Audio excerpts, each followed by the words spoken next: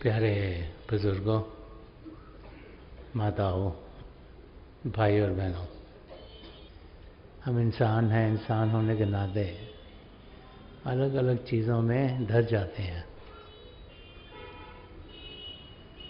ये जानते हुए कि प्रभु की ये सृष्टि रची हुई है, ये जानते हुए कि हम लोग खुशकिस्मत हैं कि प्रभु ने हमें ये मानव चोला दिया ताकि हम अपने आप को जान सकें और पिता परमेश्वर को पा सकें।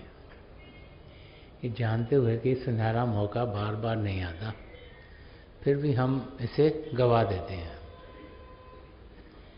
लेकिन महापुरुष जब भी कुछ कह गए और उनको जब भी हमें सुनने का मौका मिलता है तो फिर सही रास्ता हमारे सामने एक बार फिर खुलना शुरू होता है। सबसे ज़रूरी चीज़ क्या है ज़िंदगी में?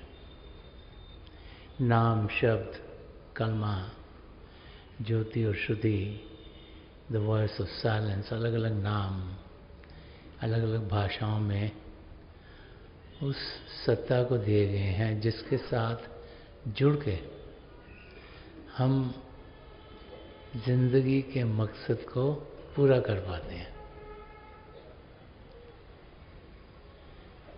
अगर नाम के साथ जुड़े नहीं तो ये जीना बेकार है। नाम ही, शब्द ही रूह की खुराक है। एग्जाम्पल भी दिया जा रहा था कि आँखों के बगैर इंसान देख नहीं सकता, कानों के बगैर सुन नहीं सकता, ज़बान के बगैर बोल नहीं सकता। तो ऐसे ही नाम के बिना प्रभु का हम ज्ञान पा नहीं सकते, उन्हें जान नहीं सकते, पहचान नहीं सकते, उनसे मिल नहीं सकते। नाम जिसके ज़रिए सब कुछ रचा गया, नाम जो कण कण में समाया हुआ है, उस नाम का अनुभव करने के लिए एक सद्गुरु, एक पूर्ण महापुरुष की हमें ज़रूरत है, जो हमारी अंदरूनी आँख और अंदरूनी कान खोलें। ये बाहर की आँखों और कानों से तो हम बाहर के दृश्य देखते हैं, बाहर की आवाज़ें सुनते हैं, लेकिन नाम या शब्द को सुनने के लिए, उसके साथ जुड़ने के लिए हमारी अंदरूनी आँख का खुलना और अंदरूनी कान का खुलना बहुत ज़रूरी है।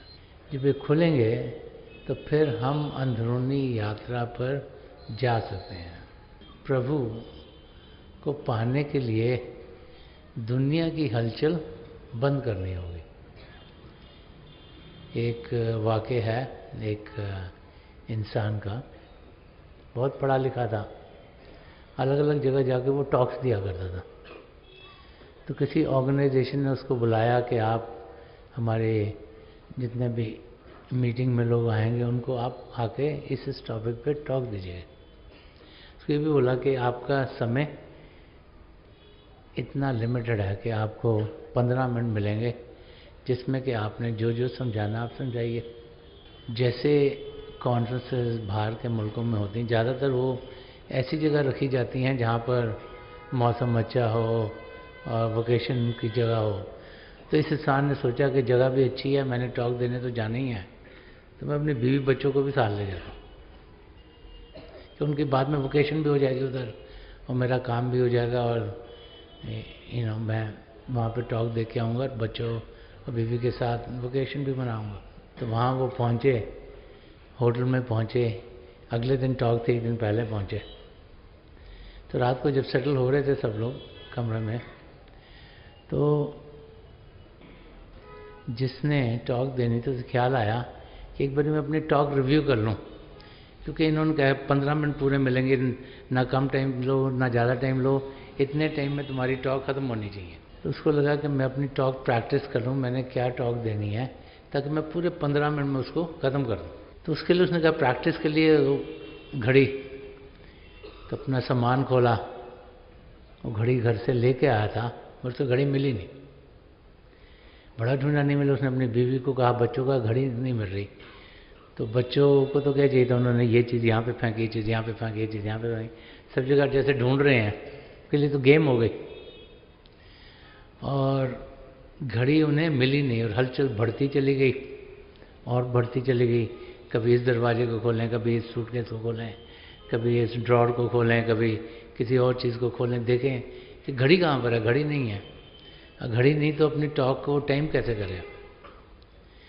तो एकदम जबकि इतनी हलचल हो रही थी, उसे कुछ ख्याल आया, उसने ज़ोर से कहा कि सब कुछ छोड़ दो। जैसे ही पिता की ऐसी आवाज़ सुनी, बच्चे जहाँ भी थे वहाँ खड़े हो गए, उसकी बीवी वहाँ खड़ी हो गई और एकदम से शांति होनी शुरू हो गई। और जैसी शांति हुई तो घड़ी के बाद टिक टिक टिक उन्होंने सुननी शुरू कर दी और फिर जहाँ से आवाज़ आ रही उस तरफ गए, उन्होंने घड़ी मिल गई। तो बहुत सी बार जो चीज़ हमें चाहिए वो हमें शांत अवस्था में मिलती है और नाम भी हमें शांत होकर मिलता है।